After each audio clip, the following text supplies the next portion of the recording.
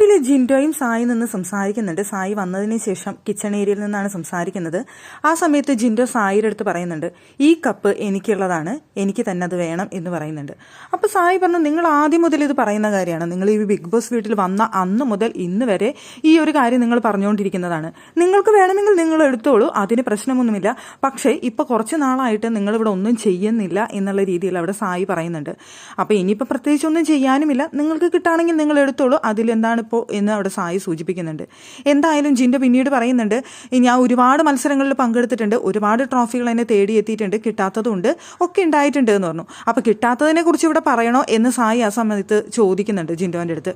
അപ്പോൾ ജിൻഡോ പറഞ്ഞല്ല, ഞാൻ പറഞ്ഞു എന്ന് മാത്രം, കിട്ടാത്തതുണ്ട് എനിക്ക് എന്ന് പറഞ്ഞു എന്ന് മാത്രം, പക്ഷേ ഈ ട്രോഫി എനിക്കുള്ളതാണ്, അത് എനിക്ക് വേണ്ടി മാത്രമുള്ളതാണ്, അത് ഞാൻ എടുക്കും എന്നാണ് ജിൻഡോ അവിടെ സായിയുടെ അടുത്ത് പറയുന്നത്.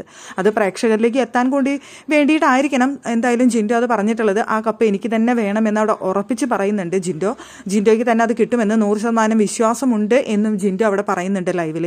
എന്താണ് സംഭവം എന്നറിയില്ല, ജിൻഡോയ്ക്ക് അത്രയും വിശ്വാസമാണ് ആ കപ്പ് ജിൻഡോയ്ക്കുള്ളതാണ് എന്നുള്ളത്.